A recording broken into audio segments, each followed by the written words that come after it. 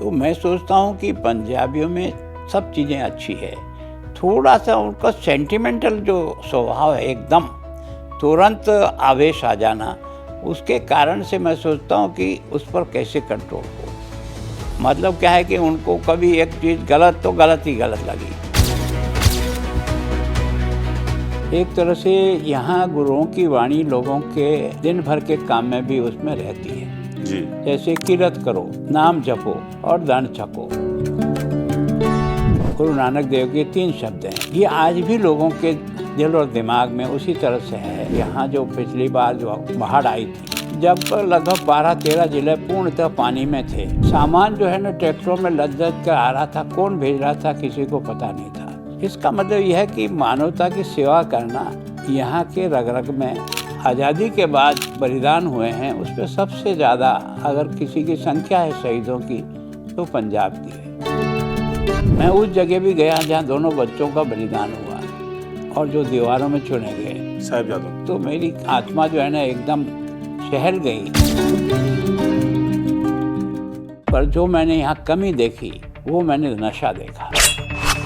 3 जगह मुझे माताएं बहनें खड़ी हुई, उन्होंने हाथ जोड़ के कहा कि गवर्नर साहब और कुछ कर सको तो ठीक, नहीं तो कोई बात नहीं, पर हमारे बच्चों को नशे से बचा लो।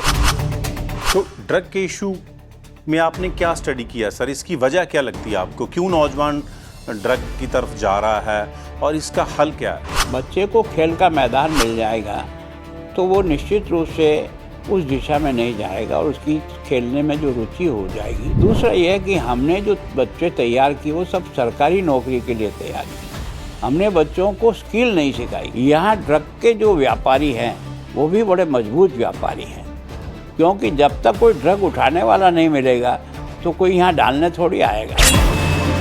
हमारे यहाँ सर एक पैरेलल डिबेट चलती है, राजस्थान का रेफरेंस दिया जाता है कि हमारे यहाँ जो बुक्की है, डोडे है, वो लीगल कर देने चाहिए।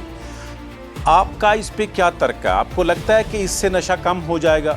लेकिन जैसे हम चित्तौड़ जिले के, मैं राजस्थान में, यहाँ हम अफीम बहुत पैदा करते हैं, लेकिन हमारे यहाँ अफीम खाने वाले लोग नहीं के बराबर हैं जी। तो ऐसा पैदा करने वाला अफीम खाएगा कोई ज़रूरी नहीं है।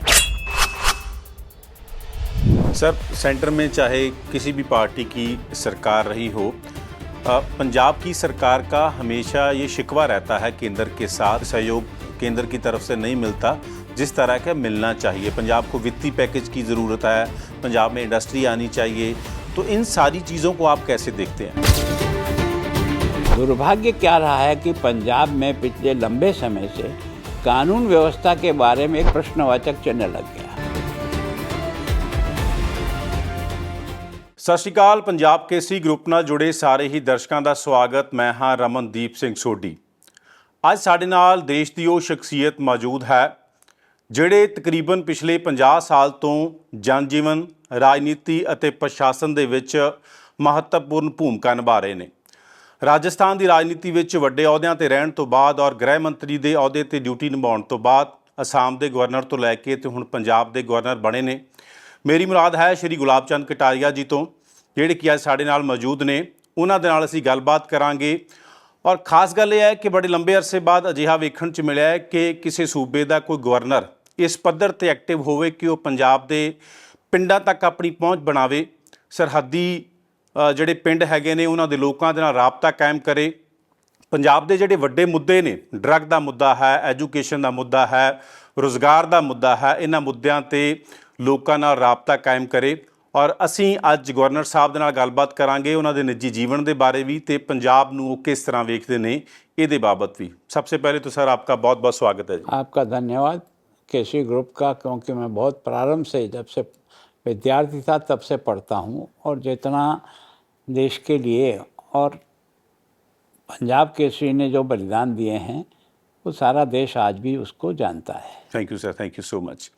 सर सबसे पहले तो मैं आपसे जानना चाहूँगा कि आपने बहुत लंबा अरसा राजस्थान की में पॉलिटिक्स की है, उसके बाद असम में गवर्नर रहे आप और आज पंजाब में हैं। दूसरी स्टेट्स के मुकाबले पंजाब को आप कैसे देखते हैं? क्या फ़र्क लगता है आपको ह्यूमन बिहेवियर का, यहाँ के कल्चर का और चीज़ों का? देखो क्या है कि पंजाब को जैसा मैंने पढ़ा वैसा मैंने यहाँ आकर के अनुभव किया। एक तो ये क्या है कि गुरुओं की धरती है, जी एक तरह से यहाँ गुरुओं की वाणी लोगों के काज काम में, मन दिन भर के काम में भी उसमें रहती है। जी जैसे किरत करो, नाम जपो और दंड छको, गुरु नानक देव के 3 शब्द हैं। जी ये आज भी लोगों के दिल और दिमाग में उसी तरह से है। और इसको मैंने देखा है यहाँ जो पिछली बार जो बाढ़ आई थी, जब लगभग 12-13 जिले पूर्णतः पानी में थे, उस समय में जिस तरह से लोगों ने लोगों की मदद करके उनको बचाने का प्रयास किया, मतलब अपनी जान पर भी खेल करके उन लोगों को सुरक्षित निकाला। और इतने लंगर, मतलब जितने भी गुरुद्वारे थे वो 24 घंटे लंगर का काम कर रहे थे। सामान जो है ना ट्रैक्टरों में लद लद कर आ रहा था, कौन भेज रहा था किसी को पता नहीं था। इसका मतलब यह है कि मानवता की सेवा करना यहाँ के रग रग में समाहित है, और अपनी जान दे करके भी दूसरों बचाने का भी इनका स्वभाव है। जी तो वास्तव में जैसा मैंने पढ़ा कि बहादुरों का मुल्क है, तो वैसे मैंने फौजियों के बारे में भी देखा है। जितना देश को आज़ादी के बाद बलिदान हुए हैं, उसमें सबसे ज़्यादा अगर किसी की संख्या है शहीदों की, तो पंजाब की है। बड़े से बड़े अधिकारी आज भी फौज में जिन्होंने देश का कई लड़ाइयों में नेतृत्व किया, वो यहाँ के हैं। शिक्षा भी यहाँ की बहुत अच्छे स्तर की शिक्षा है। तो जितने भी गुरुद्वारे हैं, मैं जो जाता हूँ तो मुझे लगता है कि वास्तव में मैं उस जगह भी गया जहाँ दोनों बच्चों का बलिदान हुआ और जो दीवारों में चुने गए। साहिबजादों का। तो निश्चित रूप से मुझे जो है ना वो जोरावर फतेह सिंह का जो बलिदान है उसको प्रत्यक्ष वहाँ देखने का मौका मिला, तो मेरी आत्मा जो है ना एकदम सहल गई कि बलिदान आदमी सर से तो दे सकता है, लेकिन एक एक ईंट के साथ उसके सामने सवाल हो और उसका भी जवाब वो अपने संस्कारों के अनुसार दे। जी इसका मतलब धरती वास्तव में बहुत ही, और यहाँ की खेती के कारण से केवल और केवल देश की आवश्यकता पूरी नहीं हो रही है, एक तरह से अब दुनिया की भी आवश्यकताओं को पूरी करने वाली ये धरती है। जी सर। तो यहाँ सब चीज़ें उपलब्ध है, पर जो मैंने यहाँ कमी देखी वो मैंने नशा देखा। जब मैं बॉर्डर के 6 जिलों में वहाँ बनी हुई विलेज कमेटियों की मीटिंग में गया था, तो मुझे सुन कर के बहुत दुख हुआ। जी 3 जगह मुझे माताएं बहनें खड़ी हुई, उन्होंने हाथ जोड़ के कहा कि गवर्नर साहब और कुछ कर सको तो ठीक, नहीं तो कोई बात नहीं, पर हमारे बच्चों को नशे से बचा लो। हमारा बच्चा हमारे पर हाथ उठाता है, कई बार मजबूर होकर के उस बच्चे को तड़पते हुए देखकर हमको उसका नशा का ला करके देना पड़ता है। तो इस स्थिति से आप किसी तरह से हमारी मदद करो तो हमारा जीवन सुधर जाएगा, नहीं तो हमारे सारे नौजवान बच्चे जा रहे हैं, कोई 2 साल में, कोई 3 साल में, कोई 4 साल में, तो हमें ये बहुत पीड़ा है। सबसे बड़ी चुनौती बतौर गवर्नर आप स्टेट के लिए क्या मानते हैं? तो उसका कारण यह है कि एक तो क्या है कि बेरोज़गारी के कारण से भी इस ड्रग का जो प्रचार है, दूसरा क्या है कि पाकिस्तान ने लड़ाई लड़ कर के बार बार देख लिया कि वो उसमें सफल नहीं होता है। भारत को, नौजवानों को कैसे कमज़ोर किया जाए, उसके लिए वो उसका एक मिशन बना हुआ है। और मैं सोचता हूँ कि पाकिस्तान स्वयं की इतनी हिम्मत नहीं है कि इतनी महंगी चीज़ें इस तरह से आकर के डालता जाए और उसमें से आधी से अधिक पकड़ी जाए, उस नुकसान को भी बर्दाश्त करे। इसका मतलब यह है कि और शक्तियाँ भी जो भारत को कमज़ोर करना चाहती है, वो नशे के आधार पर नौजवानों को, क्यों भारत बिल्कुल युवा देश है, और युवा देश को अगर कहीं कमज़ोर किया जा सकता है किसी लंबे तरीके से, तो वो नशा ही एक है। और उसके कारण से नशा पंजाब में ही नहीं है, अब तो लगभग देश में भी एक समस्या बनकर खड़ा हो गया। कि प्रधानमंत्री जी भी नशा विरुद्ध एक अभियान से ही जो है ना उनके डिपार्टमेंट ने भी चलाया। अभी 2 तारीख को, अगस्त को, प्रधानमंत्री जी लगभग देश के 1 करोड़ नौजवानों को संबोधित करेंगे और शपथ दिलाएंगे। इसका मतलब ये समस्या देशव्यापी समस्या बन करके हमारी जो युवा पीढ़ी है उसको कमज़ोर करने का एक षड्यंत्र है, उससे हमको बचने के लिए प्रयास करना पड़ेगा। जैसे आप बॉर्डर बेल्ट के गांव में गए, वहाँ पर आपने इश्यूज जो हैं वो कंसीडर किए, आपको सर फीड किया गया था या आपने सेल्फ एनालिसिस किया कि नहीं this is the need of the hour, इसको ठीक करने की ज़रूरत है? कि उसका कारण है, सबसे पहले सुखविंदर सिंह जी जो है, जो पत्रकार हैं, वो मेरे पास आए थे जी। कि मैं फलां तारीख से और बाबा बकाला से 3 दिन की नशा मुक्त का एक रैली कर रहा हूँ, पैदल यात्रा कर रहा हूँ। तो मैं बॉर्डर पे घूम के उस परेशानी को तो देख ही चुका था। मैंने कहा यार ये अच्छा माध्यम है कि मैं भी इनके साथ जाकर के जनता के बीच में इनके साथ रैली में चलूँ। तो 2 दिन मैं लगभग 13 किलोमीटर चला। तो जनता का जो समर्थन था, माता बहनों का जो समर्थन था, बच्चे जिस तरह से जुड़ रहे थे, मैंने कहा यार अगर वास्तव में ये अभियान केवल कानून से नहीं रुकेगा, ये जनता में जागृति जब तक नहीं होगी तब तक नशे को रोक नहीं पाएंगे। जी। तो ये मेरे को अच्छा माध्यम लगा। तो ये पहले कार्यक्रम में मैं उन गया, उसके बाद लगभग मैंने 15 दिन तक, कभी 3 दिन, कभी 6 दिन लगातार पैदल यात्रा जो है ना बॉर्डर पे की। तो लगभग सारा मिलाकर मैं 100 किलोमीटर लगभग पूरे पिछले साल में इस पैदल यात्रा के माध्यम से नौजवानों को, माताओं बहनों को, शहर के, गांव के लोगों को जोड़ करके उस यात्रा में जब निकले तो लगा कि जनता सहयोग करने को तैयार है, सब लोग प्रयास। इसलिए मैंने सारे वाइस चांसलरों को भी बुलाया अपने यहीं पर, उनसे भी कहा कि आप सब इसमें मदद करो। मैंने जितने धर्मगुरु हैं उन सबको भी यहाँ बुलाकर चर्चा की कि मैंने आप सब लोग भी इससे जुड़ करके, ये अभियान केवल मेरा राज्यपाल का अभियान नहीं है, ये यहाँ की जनता का अभियान बने, उसमें आप सब लोग मिल कर के सहयोग करो। तो काफ़ी कुछ सहयोग किया उस यात्रा में। मेरे को है ना एक तरह से ब्यास वाले जो है जी वो भी आए थे, बाकी लोग भी आए, राजनीतिक पार्टियों के लोग भी आए थे, अलग अलग विचारधारा के लोग भी आकर के उस यात्रा में चले थे। तो मुझे लगा कि ये जनता को साथ लेकर के चलने से इसमें हम कुछ रोक सकेंगे। तो ड्रग के इशू में आपने क्या स्टडी किया सर? इसकी वजह क्या लगती है आपको? क्यों नौजवान ड्रग की तरफ जा रहा है और इसका हल क्या है? नहीं, इसका कारण ये है कि रोजगार और खेल, 2 चीज़ें जो है वो बच्चों को इस तरफ जाने से रोक सकती है। बच्चे को खेल का मैदान मिल जाएगा तो वो निश्चित रूप से उस दिशा में नहीं जाएगा और उसकी खेलने में जो रुचि हो जाएगी। तो अब धीरे धीरे क्या है कि स्कूल में है चाहे कॉलेज में है, खेल की प्रवृत्ति पर जो कमज़ोर पड़ता जा रहा है। केवल और केवल जब उनकी प्रतियोगिताएं होती है, चाहे तो जिले लेवल पे होती है चाहे राष्ट्रीय लेवल पे, उस समय ही तैयारी करते हैं। साल भर जो फील्ड में खेलने की जो आदत सामान्यतः बच्चे की होती है वो उसको नहीं मिल रही जगह। तो कुछ तो जगह के कारण से, कुछ फील्ड नहीं होने के कारण से, और कुछ जो है ना इस टीवी के कारण से भी बच्चों को उधर जो है ना इंटरेस्ट लगा है, तो उसके कारण से वो अपने जीवन को खेल में लगा नहीं पा रहे हैं। और दूसरा यह है कि हमने जो बच्चे तैयार किए वो सब सरकारी नौकरी के लिए तैयार की, हमने बच्चों को स्किल नहीं सिखाई जी। बाकी तो आज भी देश में ऐसे बच्चों की ज़रूरत है जो रोजगार जो आवश्यक है। आज आपकी तारीफ में आप बिजली के किसी खराबी हो गई हो, एसी ख़राब हो गया हो, तो आप 4 बार टेलीफोन करोगे तो वो आप आएगा। तो आपको आदमी चाहिए, वो आपको नहीं मिल रहा है, बच्चे को रोज़गार नहीं मिल रहा है।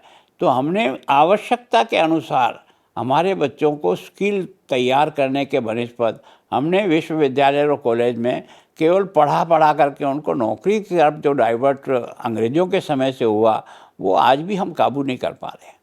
जो चीज़ें आपने ऑब्ज़र्व की, इसको लेकर पंजाब सरकार के प्रयासों को आप कैसे देखते हैं? देखो, नशे के बारे में तो पंजाब सरकार ने भी मार्च 25 से पूरी ताकत लगाई है, इस पर कोई दो राय नहीं। मतलब जितने केसेज बने हैं, मैं सोचता हूँ कि हिंदुस्तान में किसी राज्य में इतने केसेज ड्रग के खिलाफ नहीं बने। लगभग 48,000 से अधिक मुकदमे दर्ज हुए हैं, 63,000 से अधिक लोगों को गिरफ्तार किया है, इतनी बड़ी सीजिंग हुई है। लेकिन उसके बाद भी जो ड्रोन के माध्यम से जो आ रहा है वो 100% हम काबू नहीं कर पाए। कारण क्या है कि हमने कुछ ड्रोन के एंटी ड्रोन भी बनाए हैं, केंद्र सरकार ने भी हमारी मदद की, बॉर्डर पर भी हमारी सब चौकसी है, राज्य सरकार ने भी 10 करोड़ रुपया दिया। लेकिन पहले बड़े ड्रोन आते थे जो दिख जाते थे और आसानी से काबू हो जाते थे। फिर अब उन्होंने ड्रोन की स्टाइल बदल दी है ना। कई ड्रोन इतने छोटे हैं कि उसकी आवाज़ तो महसूस होती है कहीं आ रही है, लेकिन वो दिखाई नहीं देता है, तो उसके कारण से भी है। और दूसरा यह है कि यहाँ ड्रग के जो व्यापारी हैं वो भी बड़े मजबूत व्यापारी हैं, क्योंकि जब तक कोई ड्रग उठाने वाला नहीं मिलेगा तो कोई यहाँ डालने थोड़ी आएगा। इसका मतलब यहाँ को उठाने वाला है, और उठाने वाला क्या है, उस व्यापार के माध्यम से पैसा कमाने के लिए एक तरह से वो लोगों की ज़िंदगी के साथ खिलवाड़ कर रहा है। लेकिन जैसा मनुष्य का स्वभाव बना है कि मैं अधिक से अधिक पैसे वाला बनूं, इसके कारण से भी ये समस्या जो है सीमा से बाहर निकल रही। ड्रग का इशू सर आपको ड्यू टू पाकिस्तान लगता है या विद इन द कंट्री भी हमारे बहुत बड़ा कारोबार बन गया है? देखो, सामान्यतः अधिकांश जो हिस्सा है वो पाकिस्तान की तरफ से ही है जी ड्रग का। जहाँ भी आ रहा है, बॉर्डर के जो भी स्टेट हैं लगभग उन सब में एक तरह से आ रहा है।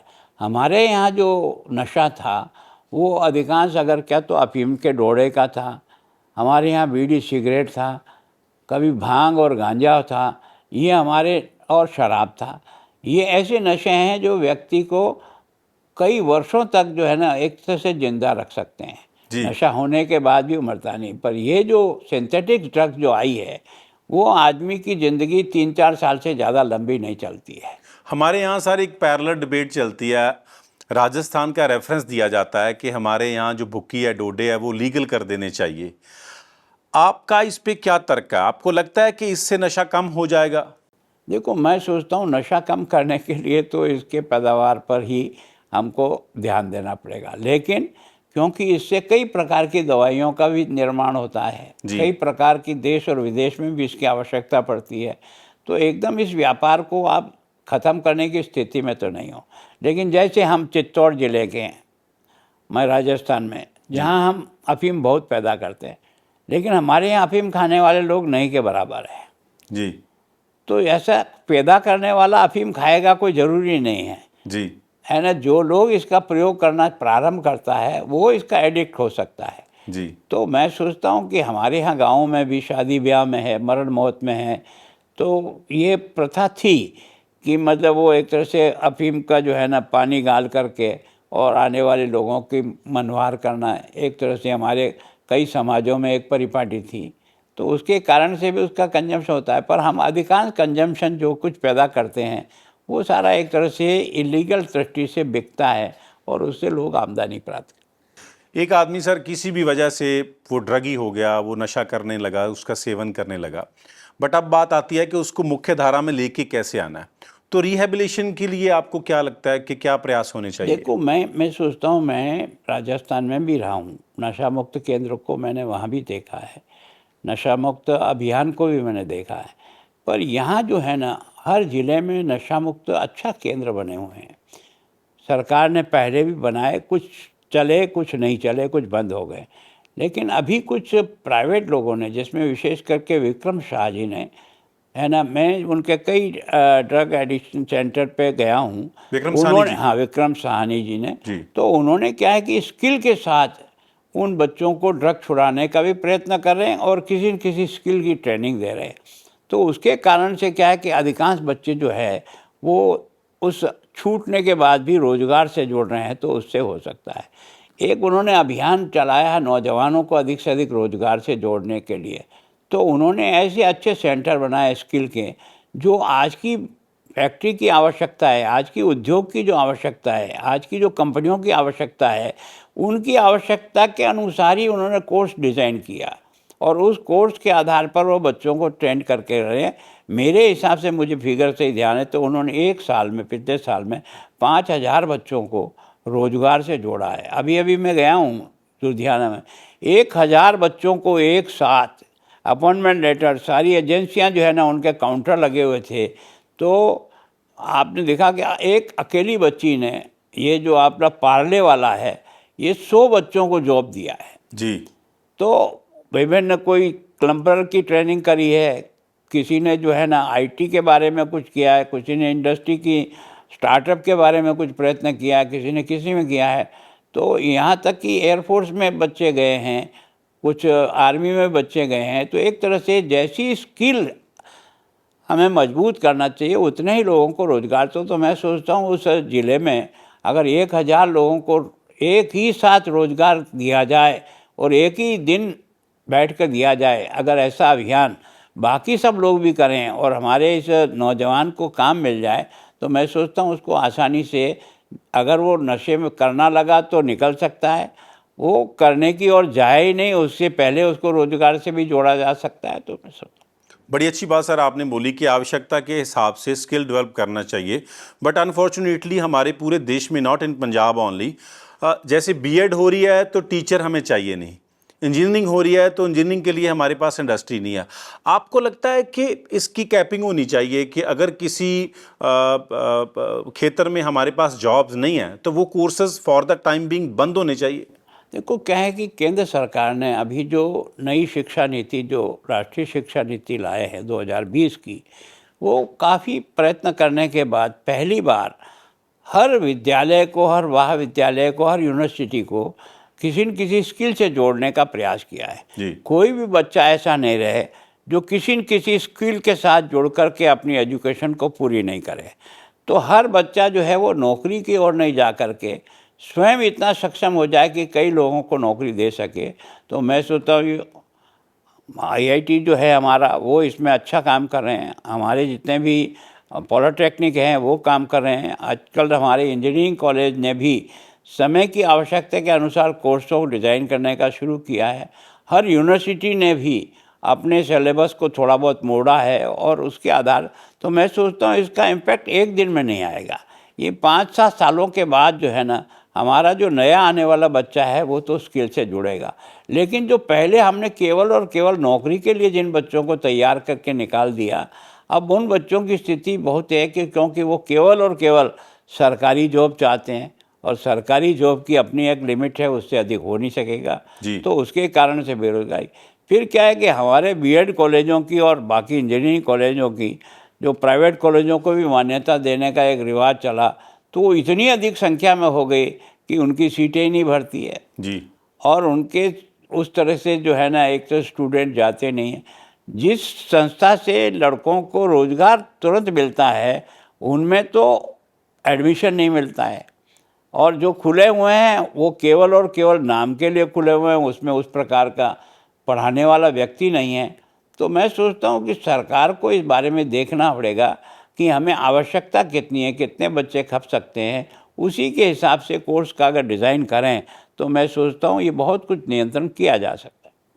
सर, सेंटर में चाहे किसी भी पार्टी की सरकार रही हो, पंजाब की सरकार का हमेशा ये शिकवा रहता है केंद्र के साथ कि उस तरह का जो समर्थन है वो केंद्र की सहयोग केंद्र की तरफ से नहीं मिलता जिस तरह का मिलना चाहिए। पंजाब को वित्तीय पैकेज की ज़रूरत है, पंजाब में इंडस्ट्री आनी चाहिए। तो इन सारी चीज़ों को आप कैसे देखते हैं? देखो, ऐसा है नहीं। मतलब क्या है कि सरकारें तो हिंदुस्तान के संविधान के अनुसार कई राज्यों में विपक्षी सरकारें भी होगी। जी। ऐसा नहीं, आपने देखा होगा दक्षिण में केरल में विरोध की सरकार रही, तमिलनाडु में रही, आंध्रा में रही, तेलंगाना में रही, कर्नाटक में रही, लेकिन उनका डेवलपमेंट नहीं रुका। जी। कारण क्या है कि उन्होंने सरकार के साथ लाइजन भी किया, विरोध के होते हुए भी मिल करके काम करने को अपने आप को कैसे करें। और पूर्वांचल को जो आपने देखा, मैं वहाँ एक तरह से राज्यपाल रह कर के आया हूँ लगभग 1.5 साल, तो मैं सोचता हूँ पहले वही पूर्वांचल था, लेकिन वहाँ डेवलपमेंट नहीं हो रहा था। पहले भी उनको 10% देना पड़ता था, 90% केंद्र देती थी, लेकिन वो उस पैसे का लाभ नहीं उठा रहा। अब जो परिवर्तन आया है तो उन्होंने उस पैसे को पूरा उठाया। जी। अब आप देखो, सरकार जो है ना मुफ्त अनाज देती है, सरकार की जितनी भी रेलवे की लाइनें हैं वो सबके लिए है, एयरपोर्ट है सबके लिए हैं। मतलब जितना भी सरकार ने जो नियम बनाए हैं उसमें किसी के साथ भेद नहीं किया। जो उस कैटेगरी में आता है, अगर किसान सम्मान निधि मिलेगी तो देश के सारे किसानों को मिलेगी। अगर मुफ्त अनाज मिलेगा तो सबको मिलेगा, अगर हेल्थ कवरेज मिलेगा तो सबको मिलेगा। तो है, लेकिन उसका फ़ायदा उठाने के बारे में जो राज्य सरकार और केंद्र सरकार के बीच में डिफरेंस आ जाता है और उसको वो लेना नहीं चाहते। जैसे बंगाल ने नहीं लिया, वैसे ही कुछ चीज़ें हमने भी नहीं ली। तो मैं सोचता हूँ कि ऐसा नहीं है। केंद्र सरकार भले ही किसी की भी हो, सरकारें तो आती रहेगी, बदलती रहेगी। पहले कांग्रेस की थी तो विपक्षी सरकारें भी थी, तो उसके कारण से नहीं है। लेकिन हमें हमारे स्टेट के विकास के लिए जितनी योजनाएं हैं उन योजनाओं को अधिक से अधिक लाभ लेकर के प्रयत्न करना चाहिए। सर, आज की तारीख में आप पंजाब की सबसे बड़ी ज़रूरत क्या मानते हैं जिसको केंद्र पूरा कर सकता है या पंजाब की सरकार? देखो, मैं सोचता हूँ सबसे बड़ा जो यहाँ जो एग्रीकल्चर का जो ढांचा है, इस एग्रीकल्चर को ढांचे में जैसे अपना एग्रीकल्चर यूनिवर्सिटी है, अब हमको उस हमेशा की जो खेती है उसको पैटर्न को बदलना पड़ेगा। हमें उसी ज़मीन में से ज़्यादा उत्पादन निकालने का प्रयत्न करना पड़ेगा। तो एक तो उस दृष्टि से केंद्र और राज्य अगर दोनों प्रयत्न करें तो उसमें से दोनों का हो सकता है। फिर एक जो स्ट्रक्चर का जो विकास है उसमें केंद्र की मदद के बिना राज्य सरकार नहीं कर सकती। अगर मान लो उसको नेशनल हाईवे 6 लेन 4 लेन बनाना है तो केंद्र सरकार को मदद करके ज़मीन उपलब्ध करानी पड़ेगी, बाकी सब खर्चा वो करते। रेलवे का डेवलपमेंट करेंगे तो उसी तरह से होगा। नई नई इंडस्ट्री आए तो उसके लिए सबसे आवश्यक होता है लॉ एंड ऑर्डर। जी। दुर्भाग्य क्या रहा है कि पंजाब में पिछले लंबे समय से कानून व्यवस्था के बारे में एक प्रश्नवाचक चिन्ह लग गया। तो सामान्य तो जो इन्वेस्टर आता है वो अपना इन्वेस्ट करना नहीं चाहता है, उसको ये भय रहता है कि पता नहीं मैं यहाँ सुरक्षित व्यापार कर पाऊँगा या नहीं कर पाऊँगा। तो जो बाहर के इन्वेस्टर आने चाहिए वो देश और दुनिया के, वो इन्वेस्टर हमारे यहाँ कम है। लेकिन हमारे यहाँ पंजाब में ही लोगों में स्किल बहुत है। लोगों ने जिस प्रकार के व्यवसाय खड़े किए, लुधियाना में आप देख लो, साइकिल का व्यवसाय ऐसा है जो दुनिया का 90% साइकिलें लुधियाना में बनती है। तो इसका मतलब हमारे पास ट्रैक्टर बनने का काम है, ट्रैक्टर कंप्रेसर बनने का काम है ना। एक तरह से जितना भी मशीनरी का काम है, टूल्स का काम है, वो यहाँ बहुत बड़ी स्किल है। पर उसका जिस तरह से दोहन होना चाहिए उसका वो दोहन नहीं हो पाया। एग्रेरियन स्टेट है पंजाब, आप जानते हैं, आपने जिक्र भी किया, बट पंजाब के किसान का स्टेट और फेडरल दोनों गवर्नमेंट से लगातार असंतुष्ट होना, सड़कों पर मुजाहरे करना, उनकी असंतुष्टि का कारण आप क्या मानते हैं और उसका हल क्या है? देखो, मैं सोचता हूँ असंतुष्टि हमेशा मनुष्य का स्वभाव है, लेकिन उसको संतुष्ट करने के लिए कहीं न कहीं बैठना तो पड़ेगा। जी। बैठ कर के चर्चा करेंगे, दो बातें मानेंगे, दो नहीं मानेंगे। लेकिन हम बैठे नहीं, बात करें नहीं, मान लो आप कितने भी लड़ लो झगड़ लो, अंततोगत्वा आपको फैसला तो किसी टेबल पर बैठ के ही करना पड़ेगा ना। वो यहाँ स्वभाव कम है और उसके कारण से मैं सोचता हूँ कि हमको जो है ना, मेरी आज मान्यता है, मैं यहाँ 2 साल से काम कर रहा हूँ।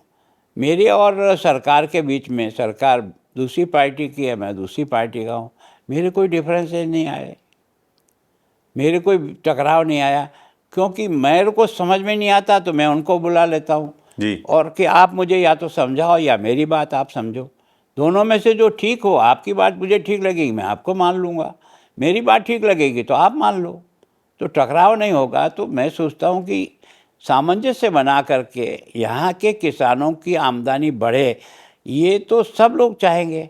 और उस स्टेट की जो वास्तव में आज की तारीख में दुनिया को अन्न दे करके बचा रहा है, उसके बारे में कोई निरादर तो कर नहीं सकता। तो मैं सोचता हूँ कि यहाँ जिस प्रकार के आंदोलन चलते हैं और खड़े हो जाते हैं, उसके कारण से सारा जनजीवन अस्त व्यस्त हो जाता है। तो ऐसे समय में कोई बाहर का इन्वेस्टर नहीं आएगा। जी, आपने लॉ एंड ऑर्डर की बात की और पिछले समय में विपक्ष के कई लीडर आपसे मिलकर गए और लॉ एंड ऑर्डर के बारे में उन्होंने आपके नोटिस में लेकर आए, तो उसका निवारण आप कैसे करते हैं, सरकार से कैसे राब्ता किया? देखो, मैं सोचता हूँ कि मुझे भी इस बात की चिंता है, विशेष करके ये जो डेली कहीं न कहीं शूटिंग होती है, कोई न कोई किसी को मार देता है। मेरे यहाँ चंडीगढ़ में भी पहली बार बिल्कुल बाज़ार के बीच में शूटिंग हुआ जी। तो उसके कारण से एक भय का वातावरण बन जाता है। और दूसरा क्या है कि यहाँ कुछ ऐसी गैंग हैं जो बाहर बैठ कर के भी ऑपरेट करती रहती है और यहाँ कुछ पैसों के आधार पर यहाँ लोकल लोगों को एंगेज करके और इस काम के लिए लगा देते हैं। जी। तो सरकार ने सख्ती करनी चाहिए, वो तो सख्ती कर रहे हैं, पकड़ भी रहे हैं। लेकिन मैं सोचता हूँ कि इसके लिए जब तक जनता का मनोबल भी नहीं होगा, अब एक आदमी सरे बाज़ार में अगर मार कर के निकल जाए, मान लो पुलिस की फोर्स या बाकी बाद में आया, तो कम से कम इतने बड़े व्यापारियों का समूह भी तो है यार। ऐसा क्या हो गया जिसके कारण से वो जो है ना, पर सारा आदमी भय, अगर भागते हुए आदमी को एक गाड़ी की हल्की सी टक्कर दो ना तो भी लंबा हो जाएगा। लेकिन वो तो हिम्मत तो किसी को करनी पड़ेगी, तब तो जाकर के उनके मन में भय होगा कि केवल पुलिस ही हमको नहीं रोक पाएगी तो सामान्य जनता भी हमको रोकने का प्रयत्न करेगी। तब जाकर के मैं सोचता हूँ इस समस्या का, बाकी लॉ एंड ऑर्डर की समस्या जो मैंने यहाँ अनुभव की है, कानूनी कार्रवाई सब होती है। मैं भी जो डीजी साहब को फ़ोन करता हूँ वो तुरंत एक्शन लेते हैं। लगभग बड़ी सी बड़ी घटनाओं को सबको खोलने में और अभियुक्तों को पकड़ने में सफल हो गए, पर वो सब कैमरे की मदद के कारण से हो गया। खरे बाज़ार में बाहर के चला जाए और वो आदमी हमारी इतनी फोर्स लगी रहने के बाद भी हमारे हाथ नहीं लग पाए, तो हमको इस बारे में बहुत दुख तो होता ही है कि आखिर क्या कारण है। जी, चंडीगढ़ में लॉ एंड ऑर्डर की समस्या का आपने जिक्र किया, ट्रैफिक की बहुत बड़ी प्रॉब्लम हो गई है, एनवायरनमेंट का बहुत बड़ा इशू और हाउसिंग का बहुत बड़ा इशू है। इन सारी चीज़ों के निवारण के लिए आपके पास क्या प्लान है सर? देखो, हाउसिंग की दृष्टि से यहाँ क्या है कि लगभग 60,000 हाउसिंग बोर्ड के बनाए हुए मकानों में ही लोग रह रहे हैं। जी, आज भी किराए पर हैं या लीज पर हैं। तो उसके कारण से आज से 25 साल पहले उन्होंने मकान लिया, आज उनके 2 बच्चे जवान हो गए, मकान वही है, उसी में उन 2 नए बच्चों को भी कहीं न कहीं जगह देना, क्योंकि ज़मीन पे जगह खरीदना और बनाना ये यहाँ इतना आसान काम नहीं है, सामान्य आदमी नहीं कर सकता। तो उसके कारण से क्या है कि उनकी समस्या को समझ करके जो एरिया आपने दे रखा है उसमें उनको एडजस्ट करने का प्रयत्न करना चाहिए। हर आदमी को आपने जो है ना वायलेशन के नोटिस दे करके केवल और केवल आपको ब्याज पे ब्याज लगाओ तो नहीं होगा। हमने कोशिश की है, केंद्र सरकार को भी भेजी है, काफ़ी कुछ समस्याओं को हल करने का प्रयत्न कर रहे हैं। और जिन लोगों को वर्षों से रह रहे हैं किराए के, उनको मालिकाना हक दे दिया जाए। एक बार जो कुछ भी आपको पैसे लेना लेंगे, ताकि वो अपने मकान की भी चिंता करेंगे और वो न गिरे इसकी भी चिंता करेंगे और ठीक प्रकार से रहेंगे। पंजाब में सर एक और बहुत बड़ा इशू है, वो है धर्म परिवर्तन का। इसको लेकर लोग बड़ा चिंतित हैं, खास तौर पे अमृतसर साइड जिसको माझा बोलते हैं पंजाब में, वहाँ पर बहुत बड़े लेवल पर हो रहा है धर्म परिवर्तन। इसकी वजह क्या लगती है आपको और इसका हल क्या है? देखो, मैंने जो देखा है बॉर्डर के एरिया में, निश्चित रूप से धर्म परिवर्तन, और उसमें भी अधिकतर ईसाई बनने का जो धर्म परिवर्तन का है, वो मैंने बड़े बड़े चर्च देखे हैं जहाँ से, और संडे की प्रार्थना के बाद जब लोग निकलते हैं तो ऐसा लगता है कोई जुलूस निकल रहा है।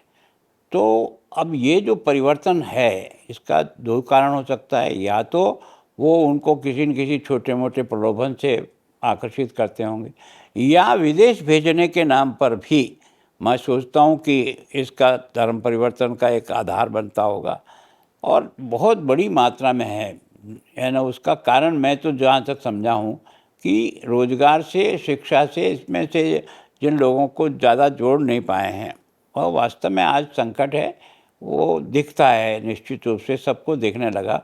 जैसे ड्रग एक यहाँ की समस्या के रूप में जाना जाता है, वैसे ही धर्म परिवर्तन और विशेष करके बॉर्डर के ज़िलों में एक समस्या के रूप में दिखाई देता है। बिल्कुल।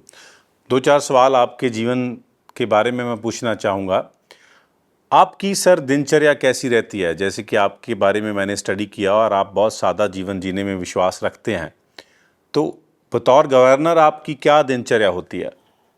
देखो, मैं सामान्यतः क्या है कि सवेरे लगभग 4 बजे उठता हूँ। जी, थोड़ी देर तक मैं थोड़ा बहुत कुछ पढ़ना होता तो पढ़ लेता हूँ। 5:30 बजे मैं घूमने निकल जाता हूँ।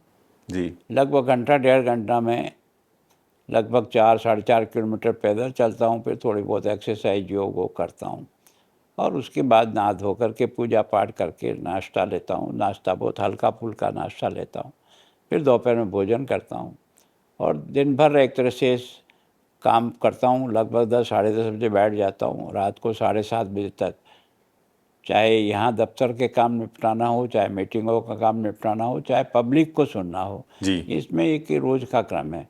सामान्यतः जहाँ भी मुझे लोग किसी कार्यक्रम में बुलाते हैं तो वो कार्यक्रम को भी मैं जोड़ता हूँ, ताकि जनता के बीच में जाऊँगा तो समस्या को समझने में मुझे आसानी होगी। अगर जनता से मैं मिलूँगा ही नहीं, जनता से दूरी बनाए रखूँगा, तो मैं यहाँ की हकीकत को नहीं समझ सकता हूँ। जी। तो मैंने विभिन्न कार्यक्रमों के साथ जा कर के जनता को अपने नज़दीक जोड़ने का प्रयास किया, जिसके कारण से मुझे कई समस्याओं की फीडबैक जो है ना वो जनता से ही मिली है। जी। जिसके कारण से मैं हल करने का प्रयत्न करता हूँ। और मैंने पब्लिक हियरिंग का भी सारे डिपार्टमेंट के अधिकारियों को मैंने कहा है कि जनता को सुनो। और इसलिए बुधवार के दिन तो मेरा पूरा ही यूटी सचिवालय है ना, सवेरे 10:30 से लेकर के 1:30 बजे तक जनता के कोई भी व्यक्ति अपनी कोई भी समस्या लेकर के आ सकता है। वो अपने अधिकारी से बात कर सकता है, मुझे भी बात कर सकता है, मैं भी वहीं बैठता हूँ। और फिर जो समस्या हमको गंभीर किस्म की लगती है, जिसमें हम सब लोग बैठ के निर्णय करें, तो मैं बाद में सारे अधिकारियों के साथ बैठता हूँ कि आज मेरे पास ये समस्या आई है, जिसमें लोगों को ये प्रक्रिया है। कभी जो है ना पावर शॉर्टेज के कारण से, कभी पानी की समस्या के कारण से आता है, कभी सफाई की समस्या के कारण से आता है, कभी छोटी मोटी जो किसी शिकवा शिकायत होती है तो वर्षों तक वो चलते ही रहते हैं, पेशियां बदलते जाते हैं, आदमी घूमता रहता है, केस निपटते नहीं हैं, हज़ारों की तादाद में केस पड़े हुए हैं। तो उनको हल करने का प्रयास करते हैं। गवर्नमेंट सर्वेंट को कोई समस्या है, बच्चों को भर्ती के बारे में कोई समस्या है, पढ़ाई के बारे में किसी को कोई समस्या आती है, तो एक तरह से उनको सुनते हैं। और लॉ एंड ऑर्डर से संबंधित भी किसी के साथ कोई घटना हो गई, कोई लूट हो गई, चोरी हो गई, या कोई किसी के साथ मारपीट हो गई, किसी ने कोई मुकदमे दर्ज कराए, तो सभी प्रकार के मुकदमे देखते हैं और जिस अधिकारी को बताना है उसको बताते हैं, तो कुछ हल निकलता है लोगों का। तो लोगों के मन में इस पब्लिक हियरिंग का। और फिर मैंने जनता के बीच में भी हर महीने में एक बार जनता दरबार के रूप में मलोया जाता हूँ, कभी जो है डड्डू माजरा में कैंप लगाता हूँ, तो वहाँ भी सारी पब्लिक के बीच में जो भी समस्या है वो आमने सामने बैठ करके सुनते हैं, सारे अधिकारी भी साथ सुनते हैं। तो मैं सोचता हूँ अधिकारियों के मन में भी लगता है कि छोटी छोटी समस्या है कि इनकी लाइट कई दिनों से बंद है, इनकी जो है ना ड्रेनेज जो है वो बिल्कुल चौक हो रही है, सीवरेज जो है वो बाहर निकल रहा है, सड़क बिल्कुल टूटी हुई है, बच्चों को पढ़ने के लिए स्कूल के लिए जो कमरे चाहिए वो नहीं हैं तो बहुत पुराने हैं। तो ऐसी पब्लिक की समस्याओं को सुनते हैं और उसको हल करने का प्रयास करते हैं। आमतौर पे सर गवर्नर के डेजिग्नेशन को के बारे में ये परसेप्शन होती है कि ये कंफर्ट वाला डेजिग्नेशन है, कंफर्ट जॉब है, बट आपने इस परसेप्शन को मुकम्मल तौर पे तोड़ा। ये रुचि आपकी शुरू से रही है कि लोगों में जाना, लोगों के साथ राब्ता कायम करना और बतौर गवर्नर भी पब्लिक मीटिंग्स करना, क्योंकि ऐसा बहुत कम देखने को मिला है पंजाब में।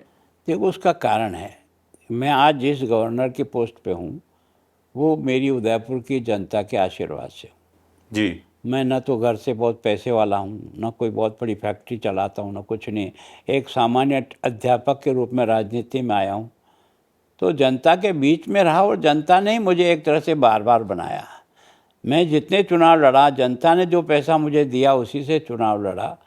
मेरे को कभी घर का एक पैसा था भी नहीं, लगा भी नहीं सकता था जी। तो उसके कारण से जिस जनता ने मुझको योग्य बनाया, उस जनता का काम करना मेरा 49 साल का स्वभाव रहा है।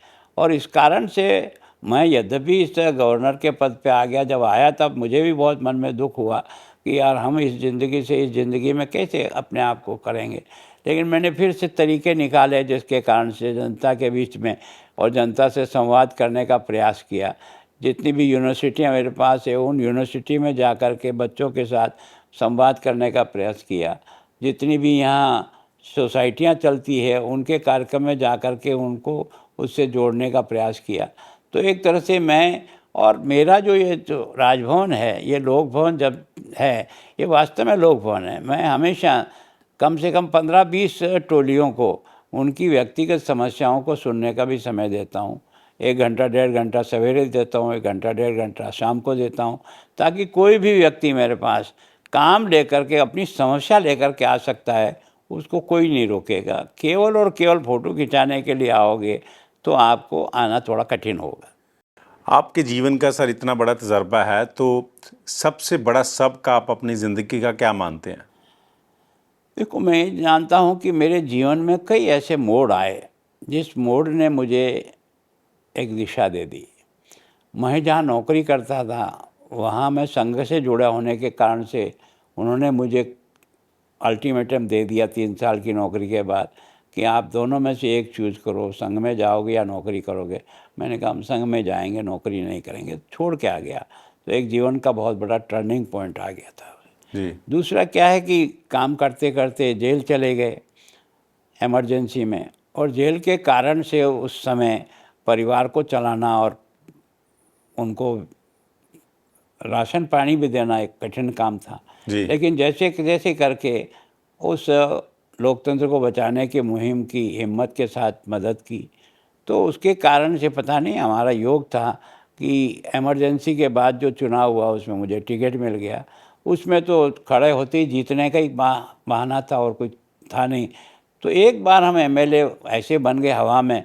उसके बाद हमने जनता के साथ अपने संपर्क और संबंध बढ़ा करके एक जनता के एमएलए बन गए और उसके कारण से जनता ने हमेशा से मदद की। जी। मुझे पता चला आपकी कबीलदारी भी बहुत बड़ी है, फैमिली बड़ी है, टचवुड। और मेरी 2 बेटियां हैं और आपकी 5 बेटियां हैं, तो बेटियों से राब्ता फिर कैसे होता है? देखो, मैं बहुत भाग्यशाली हूँ। क्या पता मैं उन बेटियों के भाग्य से ही इस तरह से आगे बढ़ता रहा। क्या बात है। कोई न कोई तो उसमें आधार होता है। और मैंने बेटियां और बेटे में कोई फ़र्क नहीं। आज भी मैं कभी कोई काम पड़ जाता, बीमार होता हूँ, तो मैं सोचता हूँ मेरे बेटे होते भी सही तो शायद आने में देर लग जाती, पर बेटियां जो है ना 2-4 घंटे में कोई न कोई आई जाती है, देख लेते हैं। तो एक तरह से उनका प्यार मिलता है और हमने अपनी जिम्मेदारी जो कुछ भी थी वो उनकी शादी ब्याह करके उनको योग्य है ना वर मिले। वो लड़का ढूंढा हमने, तो कोई पैसा कौड़ी ढूंढा नहीं था। सब अपने अपने बूते पर खड़े होते गए। और मैं कहता हूँ जब हम भला करते हैं तो ऊपर वाला भी हमारा भला का देखता है। सर, आप एक चीज़ को मानते हैं कि चाहे हम कितने भी एडवांस हो जाएं, ऑफिशियल स्टेटमेंट चाहे हमारी जो भी रहें, बट हमारे मुल्क में बेटी और बेटे का भेदभाव स्टिल है। इसकी वजह आप क्या मानते हैं? सोशल सिक्योरिटी नहीं है औरतों को, या क्या वजह? और उसका कारण ये है, एक तो क्या है कि बेटियों की शादी में बहुत अधिक खर्चा होता है जो सामान्यतः व्यक्ति को बर्दाश्त नहीं होता है। जी सर। अब पिछले कुछ सालों से ज़रूर कम हुआ। पहले बीच के सालों में दहेज प्रथा के कारण से बच्चियां एक बहुत बड़ी परेशानी होती थी कि उनको कैसे लड़का मिलेगा, तो उसके कारण से भी आता था। दूसरा ये है कि हमारे यहाँ कुछ ऐसा कहा जाता है कि अगर अपनी संतति आगे नहीं बढ़ेगी तो अपना क्या होगा कुटुंब का, इसलिए लड़का होना ज़रूरी है।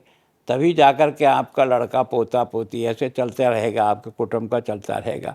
लड़की जो है ना वो दूसरे घरों की संपत्ति बन जाएगी, जी। तो आपके पास बुढ़ापे में कौन रहेगा। जी। तो उसके कारण से भी होता है। लेकिन सामान्यतः मैं सोचता हूँ ये बीच का जो कालखंड ऐसा निकला अंग्रेज़ों के समय से लेकर के देश की आज़ादी के प्रारंभ में, इसमें लड़कियां जो है ना एक तरह से भार स्वरूप हो गई।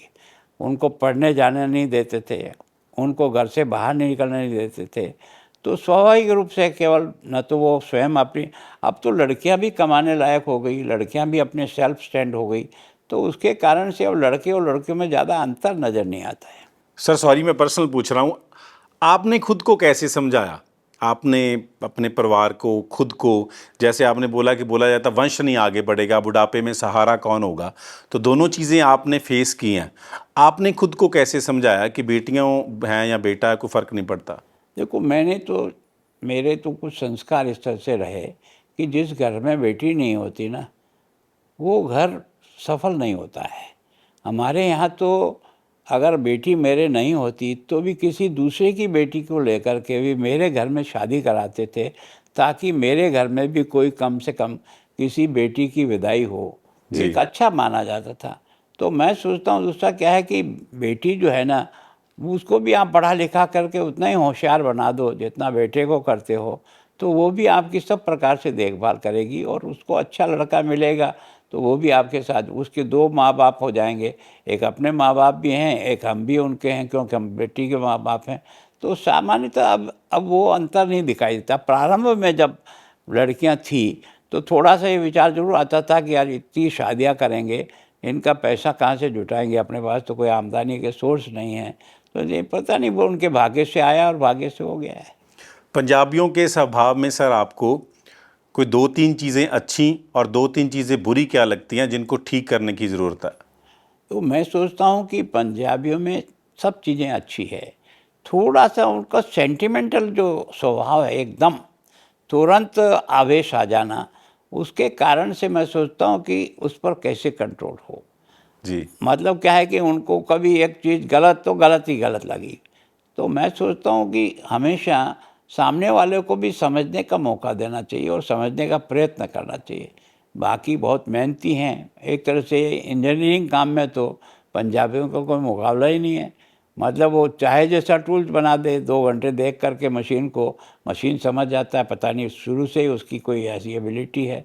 और परिश्रमी रही है और लड़ाकू स्वभाव रहा है, तो एक तरह से फौज में भी और फौज से बाहर रह कर के भी देश को बचाने के लिए उन्होंने कई वर्षों से कुर्बानियाँ दी है।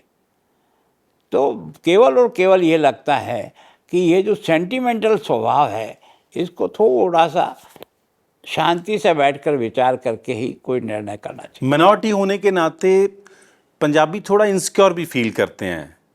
आपको इनकी इनसिक्योरिटी की वजह क्या लगती? वो उनको कहीं ना कहीं ऐसा फील करता है पंजाब कि शायद हमें डोमिनेट किया जा रहा है। नहीं, ऐसा सामान्य तो नहीं है, पर कुछ घटनाएं ऐसी घट गई जिनके कारण से उनके मन में ये स्वाभाविक आना स्वाभाविक हो गया था। तो मैं सोचता हूँ कि इस घटनाओं के कारण से हम हमेशा के लिए मान लें कि ऐसे ही चलेगा। सामान्यतः हमारे गांव, मैं तो एक छोटे से गांव का रहने वाला हूँ, हमारे वहाँ केवल एक ही पंजाबी का घर था जी। लेकिन उस पंजाबी के घर से सारा गांव खुश था। हर समय रात में अंधेरे में मदद करने का काम भी करते थे, केवल साइकिल की दुकान चलाते थे। तो गांव में कोई अंतर नहीं था। लेकिन ये तो क्या है कि ये जो राजनीतिक उखाड़ पछाड़ के कारण से जो सेंटिमेंटल आपस में टकराव हुआ है, उसके कारण से मन में कुंठाएँ हो गई, उसके कारण से कुंठित हो गए। बाकी ऐसा कुछ नहीं है। मैं सोचता हूँ कि ये जो आपका अमृतसर का है स्वर्ण मंदिर, जी कौन हिंदू ऐसा होगा जो अमृतसर आया होगा और स्वर्ण मंदिर नहीं गया होगा? जी। और आप कौन ऐसे होंगे जो है ना हमारे जो बाकी तीर्थ हैं उनमें नहीं गए होंगे? सब जाते थे। लेकिन ये कुछ बीच का जो कालखंड ऐसा निकला जिस कालखंड में एक वैमनस्यता का भाव पैदा हो गया और उसके कारण से दोनों के भाव जो है ना अलग हो गए। फिर क्या है कि राजनीति जो है ना वो एक तरह से जोड़ती नहीं है, वो तोड़ती है। जी। और उसके कारण से भी कई बार राजनीतिक स्वार्थ के कारण से भी एक दूसरे में डिफरेंस पैदा करके अपना उल्लू सीधा करने का प्रयत्न करते हैं। तो मैं सोचता हूँ अगर सिख की स्थापना हुई तो किसके कारण से हुई? धर्म की रक्षा के लिए हुई थी ना। जी। अगर पंच प्यारे बनाए तो किस कारण से बनाए थे? वो ये थोड़ी थे कि वो सभी कोई एक विशेष धर्म के थे, सब प्रकार के धर्म के लोग थे। तो हमारे यहाँ अंतर नहीं था, पर हमारे देश को कुछ ऐसे लोग हैं जो कभी भी ताकतवर देखना नहीं चाहते हैं, तो वो अलग अलग तरीके निकालते हैं जिससे कमज़ोर किया जाए। आखिरी सवाल सर, आने वाले समय में पंजाब के लोग गुलाब चंद कटारिया जी को किस तरह से याद करें? देखो, मैं तो केवल एक उनका जनसेवक हूँ। भगवान की कृपा से मुझे यहाँ जो काम मिला है वो यहाँ की जनता की और सेवा करने के लिए मिला है, उन पर राज करने के लिए नहीं मिला है।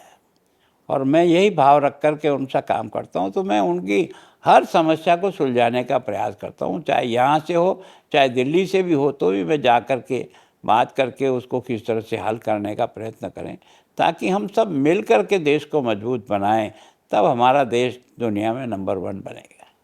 बहुत बहुत धन्यवाद सर। धन्यवाद आपका।